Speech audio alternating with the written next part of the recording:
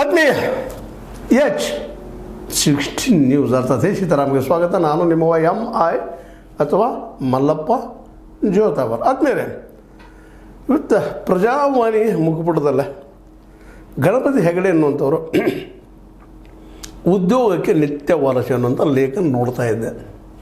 ಭಾಳ ಒಳ್ಳೆಯ ಲೇಖನ. ಒಳ್ಳೆಯದಾಗಿ ಹೇಳೋದಕ್ಕೇನು ತಪ್ಪದ, ಎಲ್ಲೇ ಬರಲದು.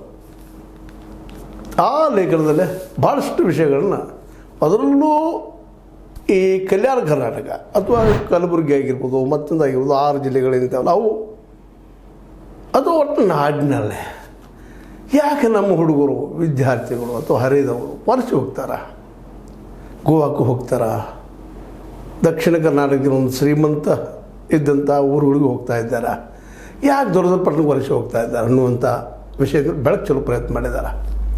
ಅನೇಕರು ತಮ್ಮ ನೋವುಗಳು ಹಂಚ್ಕೊಂಡಿದ್ದಾರೆ. ಅದರಲ್ಲೇ ಯಾಕೆ ಬಂದೀವಪ್ಪ ನಾವು, ಯಾವುದೋ ಕರ್ನಾಟಕ ಮೂಲೆಯಲ್ಲಿರುವಂಥವ್ರು ಇನ್ನೊಂದು ಮೂಲೆ ಕಾರವಾರ, ಬೆಂಗಳೂರು, ಮಂಗಳೂರು ಅಲ್ಲಿ ದುಡಿಲಿಕ್ಕೆ ಯಾಕೆ ಬಂದೀವಿ? ಅದು ದುಡಿದ್ರೂ ಸಹಿತ ಸಾಲ್ತಾ ಇಲ್ಲ, ಅವ್ರು ಕೊಡೋ ಪೇಮೆಂಟ್ ಎದಕ್ಕೂ ಆಗ್ತಾ ಇಲ್ಲ. ಆದರೆ ಅಲ್ಲಿ ಗ್ರಾಮದಲ್ಲಿದ್ದರೆ ಅದೂ ಇಲ್ಲ.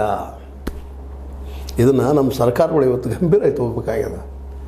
ಕರ್ನಾಟಕ ಸರ್ಕಾರ ಆಯಿತು, ಅದೇ ಕಾಲಕ್ಕೆ ನಮ್ಮ ಕೇಂದ್ರ ಸರ್ಕಾರ ಆಯಿತು. ಎರಡೂ ಸರ್ಕಾರಗಳು, ಇದರಲ್ಲಿ ಎರಡೂ ಸರ್ಕಾರಗಳು ವೈಫಲ್ಯವನ್ನು ಅನುಭವಿಸ್ತಾರೆ. ನಮ್ಮ ಗ್ಯಾರಂಟಿ ಕೊಟ್ಟಿರ್ಬೋದು, ಮತ್ತೆ ಕೊಟ್ಟಿರ್ಬೋದು, ಹೇಳ್ಬೋದು. ಇವರು ನಮ್ಮ ಸಿದ್ದರಾಮಯ್ಯನವರು ಗ್ಯಾರಂಟಿ ಕೊಟ್ಟಿದ್ದೀರಪ್ಪ, ಇಲ್ಲಂತಲ್ಲ, ಎಲ್ಲಿವರೆಗೆ ಅಂತ.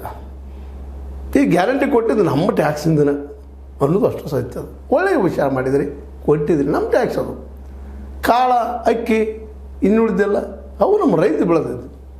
ಇಲ್ಲಿ ಯಾವ ನಾಯಕನು ಇವತ್ತು ಸಿದ್ದರಾಮಯ್ಯನಿರಲಿ, DK ಶಿವಕುಮಾರ್ ಇರಲಿ, ಕರ್ನಾಟಕದಲ್ಲೇ ಸೆಂಟ್ರದಲ್ಲೇ ನಮ್ಮ ಮೋದಿಯವರಿರಲಿ, ಅದ್ರ ಜೊತೆ ಶಾರ್ ಅವರಿರಲಿ, ಗಡ್ಕರಿ ಅವರಿರಲಿ, ಯಾರು ಇರಲಿ, ಇದು ಎಲ್ಲಿದು ಕೊಡೋರು ನೀವು? ನಮ್ಮ ಟ್ಯಾಕ್ಸ್ ವರ್ಷಕ್ಕೆ 50 ಲಕ್ಷ ಕೋಟಿಗಳಲ್ಲಿ ಟ್ಯಾಕ್ಸ್ ವಸೂಲು ಮಾಡ್ತೀವಿ ನಮ್ಮಿಂದ.